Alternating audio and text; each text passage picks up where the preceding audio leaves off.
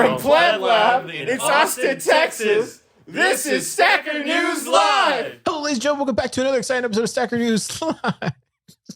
My name's Car. I'm with Keyan. That always like scares me a little bit. Really? Does it? Well, Because you're just like, whoa, who is this guy? Yeah, it's like you just like jump out. I mean, I know who you are, but it's like you jump from like a steady state of like normal human being into radio guy. This is what you got to do. You got to do. I do it for the second. stackers. As soon as we go live, I'm just like, you know what? Got to put on my Stacker News hat. And, Dude, we can see how many stackers. we can. I don't know if you know this, but you're showing your like personal accounts. We can see how many sats you have. Oh, And this then is my second account. We could see why you don't have a cowboy hat too, because like how many few zaps you have. I go against the grain. I go against the grain. I don't zap all the top posts all the time, Keyan. Oh, it's fair. I'm That's fair. zapping the. No, yeah, stars. you're more of a comment zapper, maybe. Hey, I'm a man of the stackers. That's it. That's all you are. Just stacking. Can't ask a man for more than that. How was your week? It was I'm pretty sure it was good. I'm pretty sure it worked. We got a propane tank Woo, doggy! at PlebLab, so we're Dang. grilling at PlebLab now. Every day, stackers. Every day, I'm busting out my KNC cattle pleb steak Yeah, dude, it's the way to and go. just dropping a couple of those little stakers there. And Keyan, you've been grilling too. Yeah, I love it. It's way cheaper than whatever else I would do, and way like Dude. healthier. Yeah, I'm glad you pointed that out. It is way cheaper if you just have like a propane grill, especially for lunch. You just throw a couple steaks, takes like 10, 15 minutes, and then you just eat that for lunch. Yeah, dude. It's way cheaper. Yeah, and steaks are very filling. They're carnivores have good things to say about them, I'm sure. And, It's a good midday meal, I think. Just like, Yeah, no, I love it. I mean, I was a carnivore for a while, for like a year, and I liked it a lot. I felt really good, but yeah, it gets you going through the day. Yeah. Yeah. Other than that, I think for me, I think that was a game changer this week for me was the steak during the week. that's so how nothing else this week for you. I else was was your busy, really busy, like Monday, Tuesday, and Wednesday, and then just kind of been slow Thursday, Friday. But I have a feeling next week's going to be crazy because of BitBlock Boom coming in like 15 days, 13 days, whatever it is. It's gonna be insane It's next that week. soon. Wow. Yeah, dude. And then right after TabConf. Then right after that, I got to go to TabConf and do the hackathon. It's going to be insane these next few weeks. But Oh man, I'm not looking forward to it. It sounds like a lot. have you bought your TabConf plane ticket yet? No, I haven't bought it. So Yeah, I was going to wait till Monday. I'm hoping maybe there'll be like a whale who will let me on their private Ooh. jet or something. Do we know anyone? I don't think we do. Doesn't I would not know anyone. I guess we don't know. I was going to say somebody's name, but I was like, oh, they probably don't. We Like just you need to said. get a Bitcoin jet. Yeah, that was a lot of talk the last time, right? Everybody was Yeah. like, oh, we should make Citadel Airways. And then that never happened.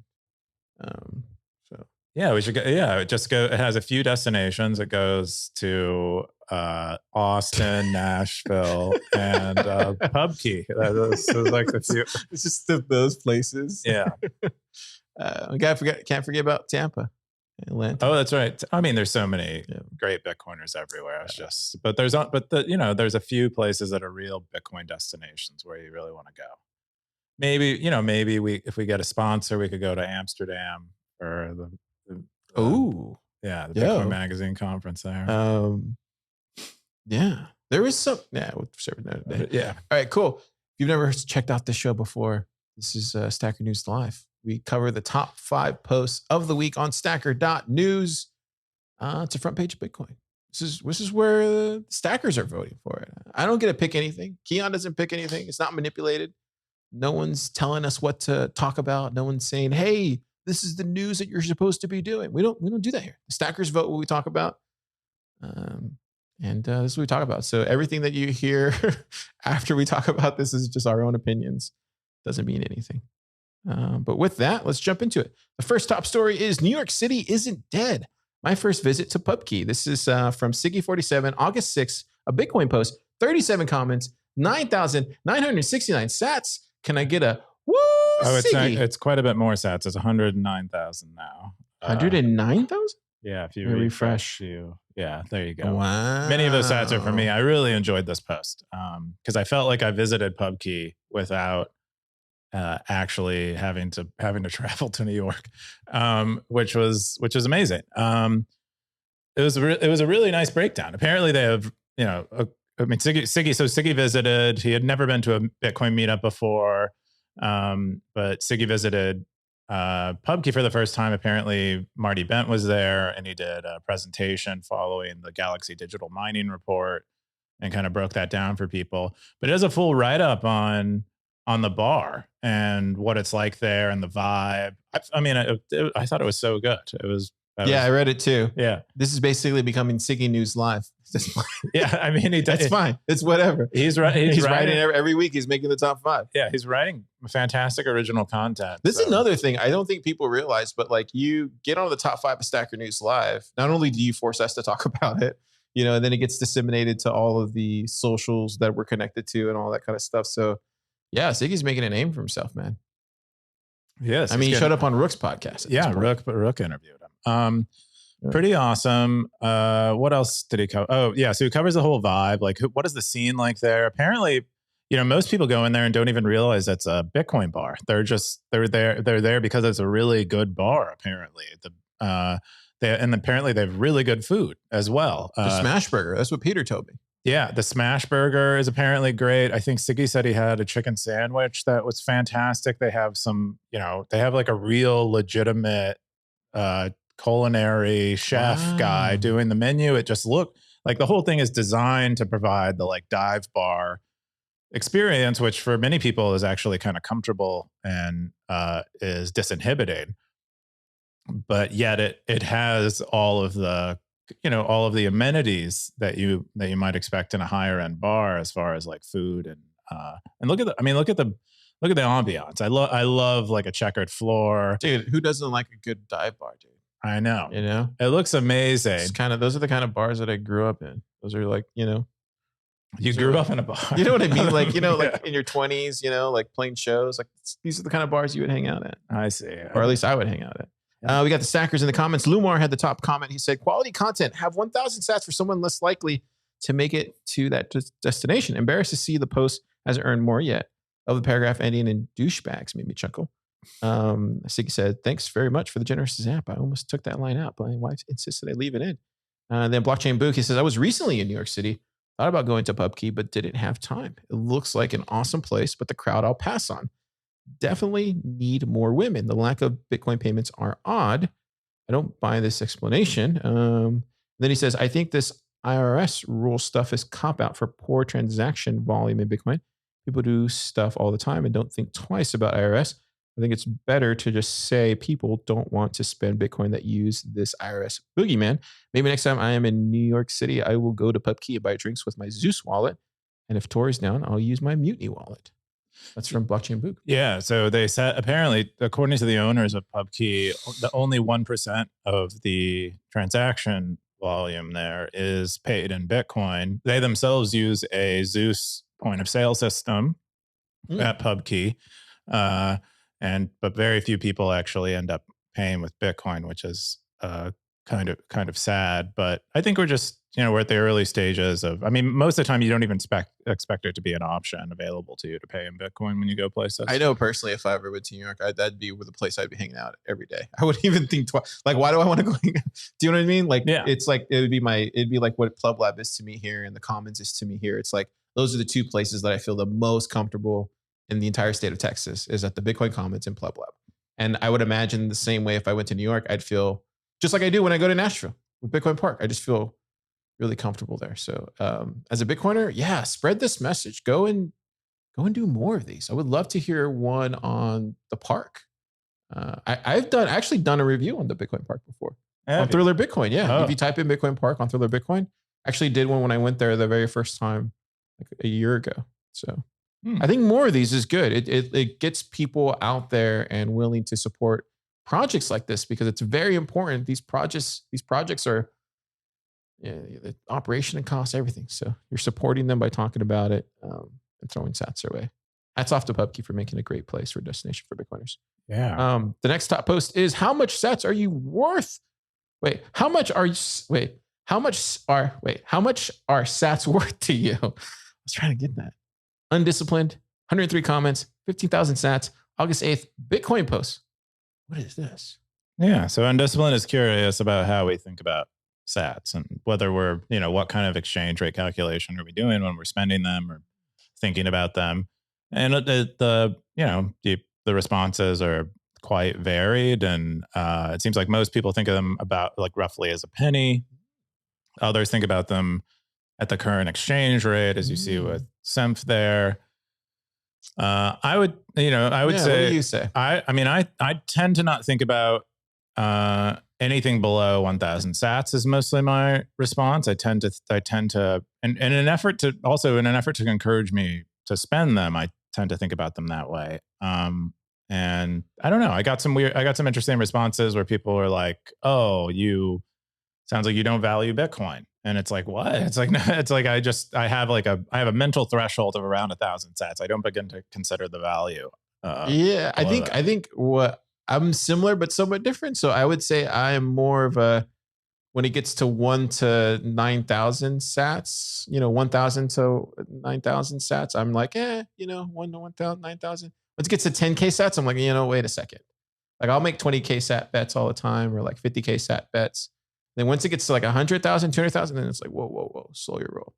And then it gets to 1 million. That's, you're talking about generational money there. So yeah, that's where I'm kind of, but like when I'm on Stacker News, I'm like between 1 to 1,000 sats. I don't see it as too much of a big deal. I feel like it's just getting the thing circling around anyway. So it's going to come back to me. Yeah. But if I really like a post though, I'll drop it 10,000 sats. Yeah. I think that's similar to the way I think about it. But a lot of other people, looks like KR thinks about it as like 10x the current value. He tends to treat one sat like it's 10. Interesting. And so there's a lot of differing opinions on this. And I like this one. I still have Satoshis. This is I'm starting this world of BTC and crypto. Maybe that's why I jump for joy every time I receive a few sats in my wallet. For me, it's worth knowing that I am using a revolutionary technology that few people use, and that will end up being accepted and adopted by the majority. But for now, I feel like a pioneer. Besides, I'm 53 years old, and it's never too late. Love that. You are a pioneer. Good sir. Yeah. Keep on pioneering. Excellent. Pioneer all those sats on Stacker News. To give it away. Yeah, I wish I knew what that felt like to be a Stacker News user. And only earn. It's great, dude. I know. Or not just only earn, but to not.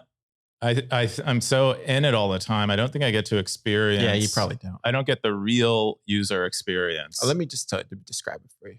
Because you're my best friend. Who else is going to describe it for you? It's amazing, Keyan. I go on there, I get sats. I'm on Nostr, I get zaps to my sats on Stacker News.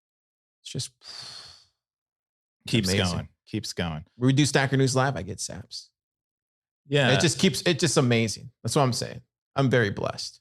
Yeah, it is. I mean, that's why Siggy does what he does. Yeah. Siggy's earned like $500,000. What, a year? Yeah. I mean, not including his recent post, which I zapped quite a bit on. It's crazy. Yeah. So it is. I imagine it feels pretty good. But did you ever use Hacker News? Just been in it for so long. I did use Hacker News. What did you feel like there? I just like getting attention. That was, people hearing about my projects. I'd mostly post about projects that I had released and hope that someone would like it. And only one time did a project actually get on the front page of Hacker News. Yeah. Yeah. That's right. Direct Delta, very serious about Bitcoin in general and Bitcoin's value. Yeah. And takes it real seriously. I like it. Yeah, I can't wait till the whole world gets zaps. I would say 5 years? 5 years seems about right. I think why not? And yeah. Why wouldn't it happen? It seems to have legs. I think it makes sense. So yeah. The next top story is new features of Magic Web Store metadata, Nostr auth notifications, and more. This is 11 comments, super testnet post, August 10th, Bitcoin post, 2,040 sats. Unless you got more. I think it might have gotten. Yeah. I asked Super if he wanted to come on, and I think he was in the middle of making his next invention. So, but he's continued to update Magic Web Store. We're all like blessed to have Super continuing to work on a project because he's like a perpetual inventor. And Pretty much. Yeah. And so it seems to be there's enough things that he can invent on Magic Web Store that it's keeping his interest. So it's amazing. And he just keeps adding stuff. And so you're a user of Magic Web Store. I haven't actually been able to seriously use it yet. It's great. We used it for the Nostr devs course. It went really well. He's fixed a lot of the issues that I had problems with. But I mean, it's free and open source. A lot of people already have forked it. I think we were looking at it the other day. I think his GitHub. Let me just double check it real quick. It's like I think it's been forked the most. Yeah, like 76 stars, 20 forks. So people are copying it and adding to it, and so that's cool to see. I think it's one of his greatest hits. Yeah, if you ask me. Yeah, I would agree. What can you speak to any of these new features? Yeah, absolutely. So there was a relay problem, or not really a problem. It's just like a relay prompt that kept coming in, and it would scare a lot of people that were trying to buy something. So like, no one's talking about it here, but every time somebody would come in and try to buy something, either from Nostr or something, they would get this pop up that say their relays thing. So he fixed that to where the person that's purchasing the thing doesn't see it, and then he fixed it for the owner of the Magic Web Store, so they no longer are prompted that unless it's reoccurring for more than like 5 seconds. So he fixed that. The other thing he added was the Nostr connectivity, so that way every store is kind of verified more or less, like who's running it. So your Nostr identity is now tied to it. So did you verify your identity? Absolutely, yeah. Like what's the URL for PlebLab store? You'd have to go to PlebLab for Nostr. PlebLab.com or yeah, just go to Nostr. Oh, I got to go to Snort. So the other thing was, so you added that so you can connect now. And then it also shows how many orders you have and like verify. It's basically becoming like a little like this new version of like eBay, dude. I'm telling him like he needs to make it more where it's just, you can explore this world of marketplaces in it. Cause it can become like a bazaar of a sort. We have these different stores. I imagine kind of what Gumroad looks like. But it would be completely decentralized, whatever. Yeah. But I would imagine it kind of would feel like a Gumroad if I'm looking at it right now. I think the biggest problem that I think that's going to have in the near future, or it's already a problem, is that Bitcoin doesn't have a digital delivery platform for storage and for digital items. And I think whoever makes that is going to be really, really, really, really ahead of the curve. That's an interesting point. So you would like to serve, like you want to serve. Yeah, like let's say, like hypothetically, I would like. It's funny that you mentioned. I would probably go and make this project because I'm passionate about digital delivery.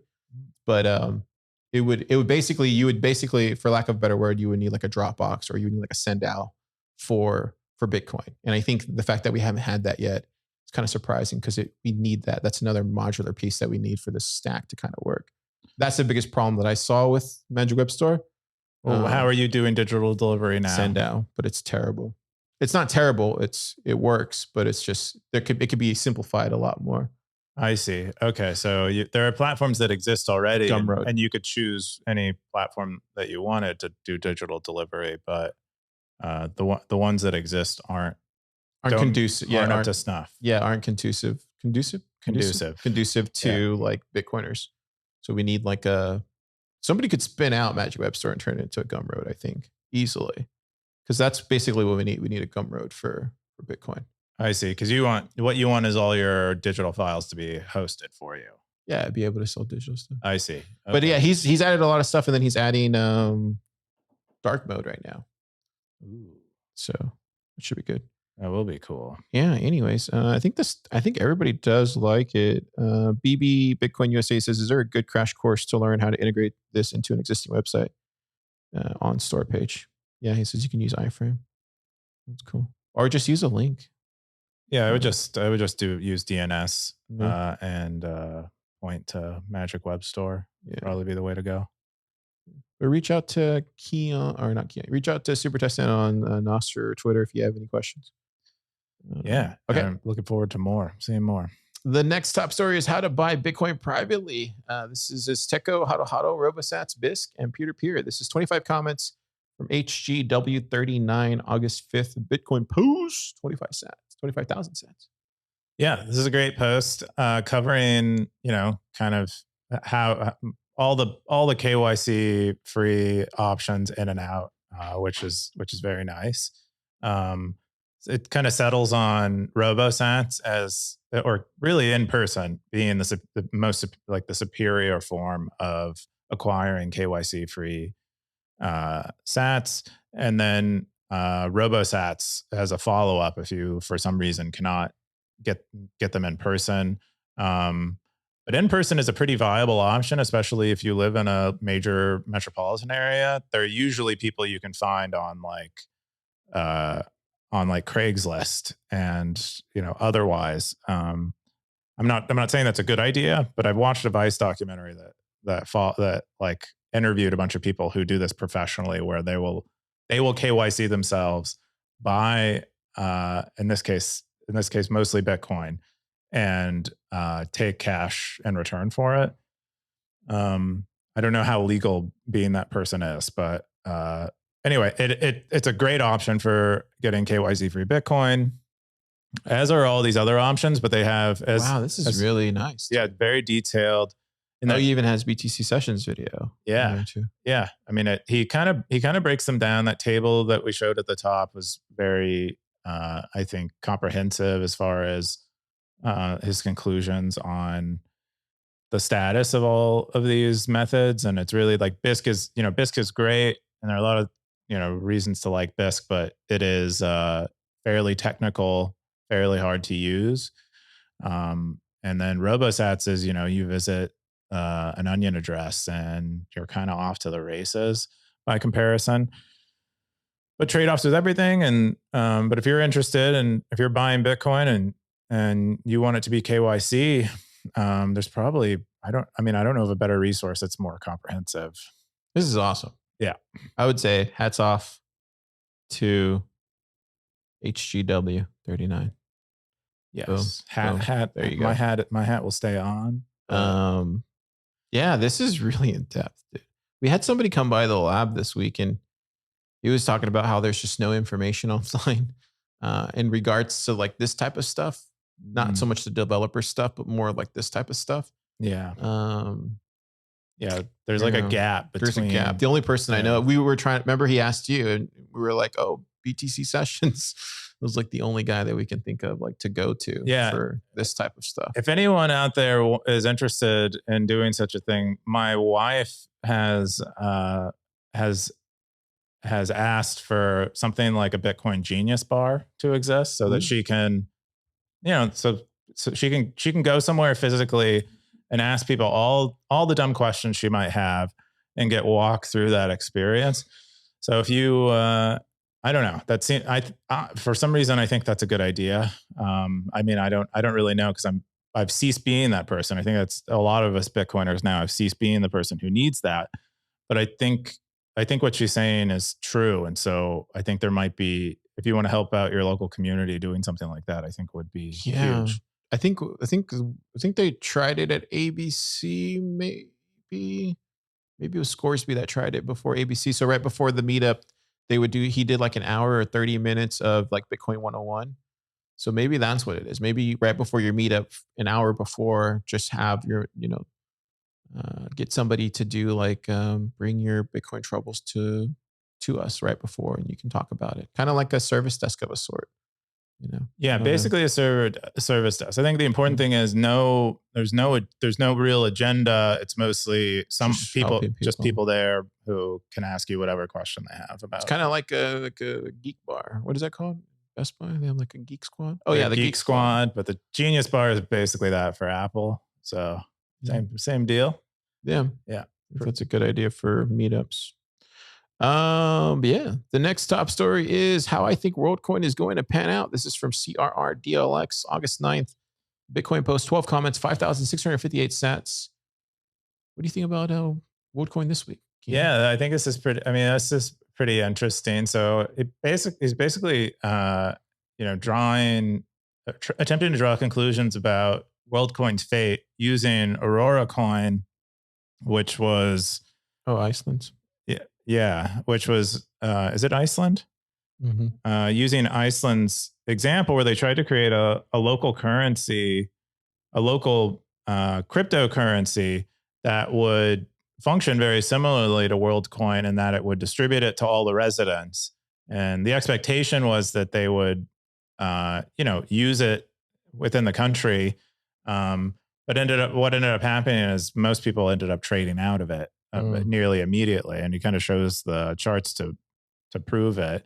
And then, discusses like why that likely occurs, and like what's the point? I mean, there's nothing actually keeping Aurora Coin in the country, for one. So it's going across borders, and there's no use for it outside of its borders.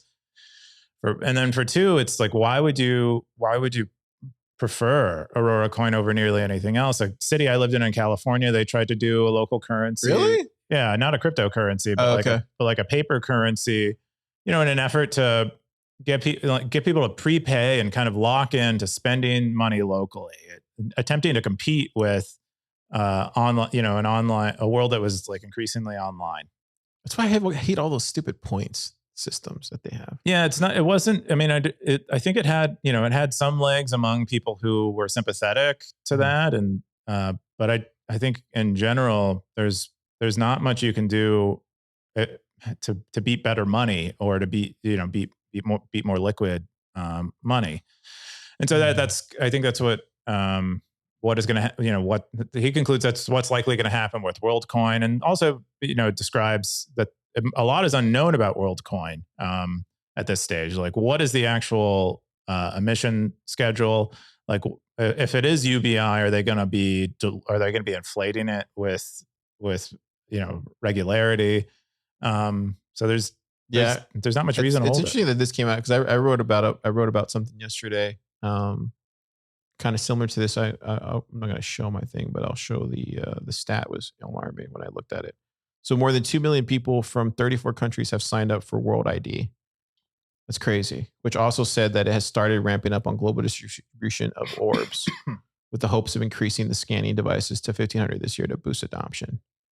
I don't think it. I just think it fails, and it's terrible because a bunch of people got. I mean, hopefully they got some money out of it, but now their iris is in a database somewhere. Yeah. Have you ever done one of those like 23andMe services? No, I would never. Or like DNA. I did one, but like years ago, like 20 years ago. You're in the system. And so now I'm done. If there's ever like eugenics, I'm probably screwed. I just asked my grandpa, like, where was I? That's the original 23andMe, bro. Okay. So that's it for the top 5 stories of the week. We're going to jump into our own posts. Do you want to start with mine, or do you want to go with yours? We'll start with yours. I mean, should we go light or should we go hard? I got 2 this week. Mine are all meta. Let's do them both. Let's do hard. You want to do hard? You surprise me. All right, we're going hard. This next one is called AI Existentialism. Existentialism, Transhumanism, question mark, and the ongoing technological renaissance. This is 12,000 sats, 19 comments from Bird Eye 21. He said, "No, I'm not on drugs writing this. Humans really are an interesting bunch." It's a great read. Just the top down overview. He goes in talking about how basically you have this world that we're living in where people are becoming apathetic to everything. It's just like they're signaling as a virtue now. And I get it. Like I'm not one to be that, not to be that, but it's just interesting that he talks about that. Then he talks about the AI and humanity and how there's just like this new way of looking at the world and possibly, getting rid of everybody's jobs and stuff. Yeah. What do you think about all this stuff, Keyan? Oh, I know you didn't read the post, but what do you think about when you think of like AI taking over the world and just not paying attention to like all the noise and the darkness that's out there and just focusing on what you can? Like, yeah. So I haven't read the whole post yet. I've been a bit busy this week. I'll usually catch up with reading on the weekends. It's a great read. Yeah. I mean, I noticed it got posted this week, and I plan on reading it. But yeah, the AI stuff, I don't know. I don't actually view it in that dystopic way. I think, it's not necessarily bad. I think in a lot of ways it'll be good. You and I were having a conversation the other day about this kind of stuff, and were we? Yeah, we were. And I said, yeah, I remember that. It was at night, yeah, right? Oh yeah. yeah. I believe there will be downstream consequences in a good way for any science that benefits from automation. And I think that's huge. I think it's a huge accelerant to progress and productivity. And I think that's great. And so I think there's a reason for hope there. Obviously, it'll upset a lot of people's lives who, if it does end up taking jobs rather than assisting people in doing their jobs, it will, that's obviously bad. But yeah, and then there is I think there is a despair. I think it's mostly a result of purposelessness. Mhm. And maybe that gets worse with AI, but maybe that's mostly a result of cultural erosion, combined with not being able to save money and be able to plan for the future and do the things that you want to do in your life. Yeah, he goes, in the 21st century, most of the world lives by the rhythm of their paychecks. Perhaps in the 22nd century, we won't even have paychecks anymore. What about the 99th century, the 500th? What does the human day-to-day look like? Look like then. Movies don't even exist with Brian. Where's the other one though? He said something else that I thought was, this is, all right, no, it's not there. Just go read it, Stackers. It's a great post. I think you know where I stand on this, but just so the Stackers know, I think we're at a critical point in time in history. I think I've said this before. I think it's on a lot of individuals to go and try to make this future to lead to what you're describing. Because I think I think if it's unintended and no one's paying attention to it, it will go the other way really hard. And I think it's even more important if you're able to, be of service to doing that in your life right now. I would say go out and do it. But if you have a family and kids and stuff like that, and maybe just stay humble and stack sats, Yeah. and leave it for the rest of us to go and fight this thing. It's not even fighting; it's just maneuvering it in a way to where it goes towards the right direction. It's kind of like Terminator. You think we have power over? No, it's not that we have power. I think that's the only thing to do right now. It's so dark right now, bro. It's he talks about it in this post, but it's so dark right now, and it's so easily to get swayed by that darkness and then not want to move because you close in. You want to just protect what you own, and I think right now there's an opportunity for people to say, enough of that. I want to be the light, and I want to go out there and make change in the right direction. That's what I think. Yeah. I mean, I think it's reasonable. When we talked about this, it was mostly a conversation about pessimism, optimism, kind of, that kind of stuff. I tend to see the world as, it seems to be in a bad place. I don't tend to think about too much about it continuing to be bad. And I think, it's a matter of kind of shifting your priorities and, focusing on what you can do that's good. That's really all we can do, and hope that enough people do that. Yeah, just be a pebble. In the ocean. Pebble in the river. And then just you get multiple pedals, multiple stacker pebbles, and then before you know it, you make a wave. My next story was why Joe Rogan avoids Bitcoin discussions. This is from Jimmy Song. He came out with this the other day. What do you think? Why do you think, Jim? Why do you think Rogan hasn't come on Rogan yet? Well, the thing is, I remember Jimmy's, maybe this was 2 years ago, but I remember him saying that he had opportunity to talk to Rogan. And it was at a meetup, he told me that. But I don't remember whatever came of that. Or maybe it was he missed him or something had happened. And I remember talking to Marty about this all the time. It's why hasn't Joe Rogan had you on or Parker or anybody else on? And we're literally I think Rogan's place is on the west side of town, but it's what, 2-3 miles? Comedy Mothership is what, 3 blocks that direction? Bitcoin Commons is 3 blocks in the other direction. So like, What? Yeah. I mean, just saying like he lives in the very Bitcoin vibrant city. Well, I don't know. I mean, we think of I mean, I think Bitcoin is really important, but he might fail to recognize how important it is. There are probably things that we all fail to recognize that important that are right next to home. And I don't really hold it against him too much. I think Jimmy's right on where he says that it's mostly a matter of like, if Alex Gladstein is right, and people who are going to value Bitcoin are the least privileged people. But you can expect someone like Jimmy or someone like Joe Rogan to value it last. I mean, he's very well off, has been well off since he was in his early 20s. How do you expect him to value something that mostly serves the people that are at this point unprivileged? You know what I say? What do you say? I say let's turn the Marty Bents and the Peter McCormicks and the Stephen Leveras into the next Joe Rogans. That's what I say. I don't know. I think one of the I don't know if that happened. Maybe they would have I think that happens. They would have to have on a more diverse set of guests and discuss more diverse things. I think one of the things we all love about their podcast is they're so focused on Bitcoin stuff, and I'm not sure they have the same appeal that someone like Rogan does outside of their because their Bitcoin knowledge is really what they're talented at, and discussing Bitcoin.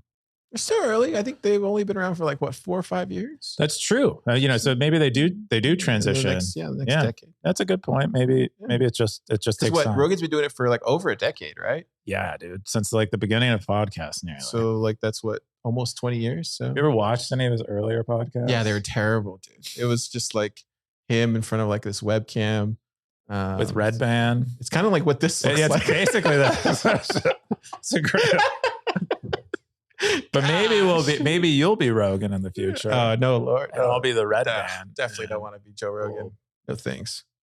I'll be Red Band. He seems to have a fun life. Yeah, whatever happened to that guy? He was early on, right? Because they just smoked pot. The whole thing was just them smoking pot. That's all they did. They get super stoned and just talk about aliens and what is the moon landing. Yeah, he didn't really get interested until he started having on like.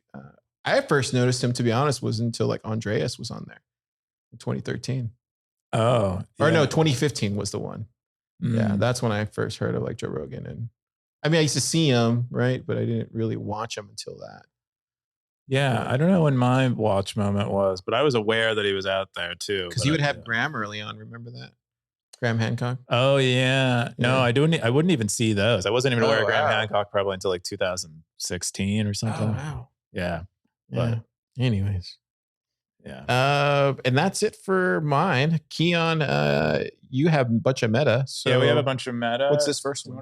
Okay, yeah, we could share them in this. Or you want to go this other one? Well, we have like you have a lot. Okay, let's just do them in the order you have them there. So we did a release that allows you to log in with Nostr. People have been asking for this for like 2 years. Yeah, for nearly a century. It's been a year. Yeah. Before Stacker News existed, people were asking if I could build something with Nostr. No, it was probably like in February. To be honest, it was probably like February last year. Yeah. Not Nostr login, but probably Nostr login was like around the time Jack came, and then everyone was on Nostr. So December? Probably December. I think I started getting requests for Nostr login. So we finally have Nostr login.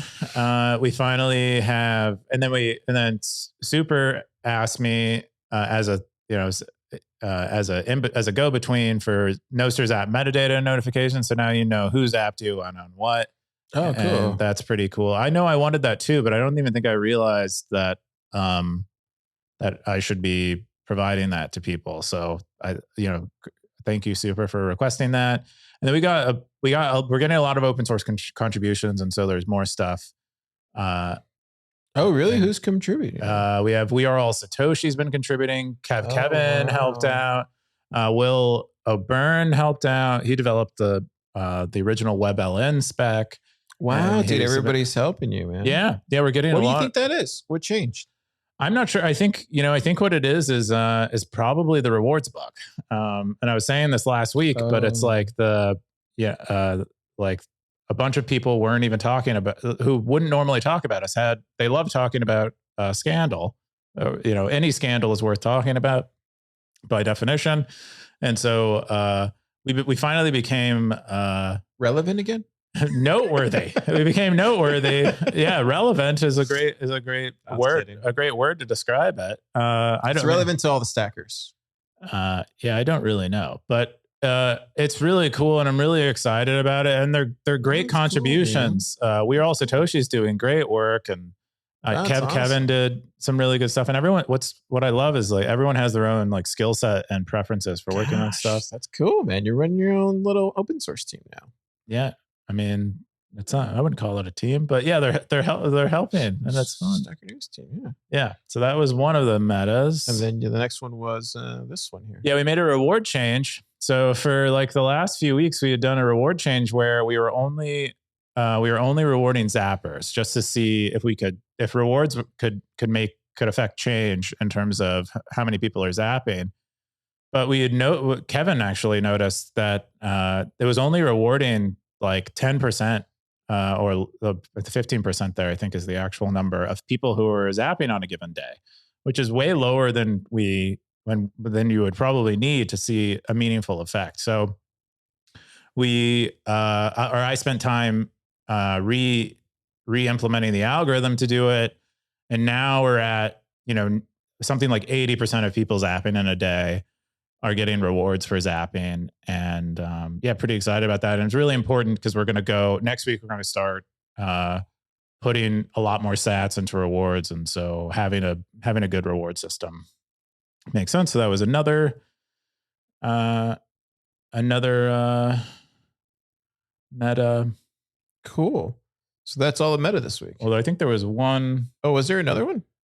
Yeah. Let me see here. I think there was one more. I think I did I think I left a note about the forbidden sats getting returned. Yeah, I don't see it. Oh, maybe I miscounted how many. Yeah. Well, see you for next week, maybe. Yeah, that seems fine. Okay. We're gonna go into the top stackers of the week. This is the point where stackers like to know who won this week. Siggy won again for the second week in a row. Is it the second week? It feels like the second week in a row. Siggy won. Goes here. You know what? Zap him. Oh, I can't see it. Oh, there you go. Zap him. Zap him now. I'm showing the QR code for listeners. I see. I got Bird Eye. Okay. 27. XOXO. Zekius. Undisciplined. Cool. Lots of stackers. Lots of stacking happening. Cowboys is the lamest segment in Bitcoin. Lamest segment. Keyan, giddy up. Yeah, giddy up, guys. Corral them horses. Get them with saddles. Put on your boots. Yeah, we got lots of. Let's see. So Siggy's still at the top. There might still be people at the top who are just hiding it. So curious to know, but they don't want us to know. Wait, you can hide your cowboy? You can hide your cowboy hat so that people don't know that you're cowboying up. Yeah. Yeah. Wow. That you're one of the strongest guns in the West. Exius, Orthworm, also pretty consistent. I'm rising back up and I'm excited. About time you pay attention. Yeah. Man, I've spent almost 10% of a Bitcoin. Really? It's kind of crazy. Spend all of it. Yeah. Cool. We don't give top comments anymore, but Siggy had the top comment. Oh yeah, it was a pretty funny one. Politics with my daughter. Yeah, how do you avoid echo chambers? And he says, I just talk politics with my daughter. All right, we're gonna look into one more thing. It's the Meme Monday. I didn't get a chance to look at it this week, but you probably want to sort by recent. Yeah, okay. By recent. There we go. Meme Monday. This was the Meme Monday on August 7th. If you don't know what Meme Monday is, every Monday, Stacker News. If you're listening to this pod right now on Monday, go to stacker.news. There's 25,000 sats up for grabs. Literally right now. Go. Post your favorite meme. This is the one that won. when you sold the family car to buy more Bitcoin. And it's everybody on those damn scooters. They're the pelicans of the 21st century. Oh gosh, I hate those scooters. They're everywhere. This was my favorite one of the week. Yeah, I thought that one was great too. I Yeah. zapped that one. Yeah. What was this one? Oh wow.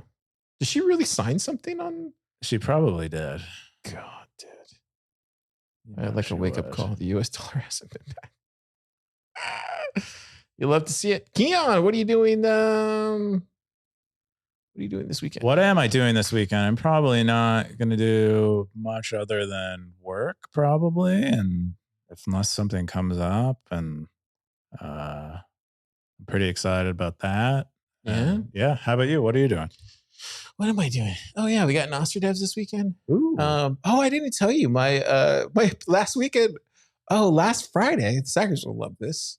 Last Friday, I went home and I forgot to tell you this. Why didn't I tell you about this? Last Friday, I went home and the water, like literally water was coming from the upstairs apartment. Like it was Whoa. dripping, dude. Like dripping through the ceiling? through the ceiling. Oh, so no. first thing you think is like, oh, the ceiling's gonna collapse, right? Yeah. So I immediately went outside, ran upstairs, knocked on the door to see like who was there because I don't know that neighbor, Yeah. right?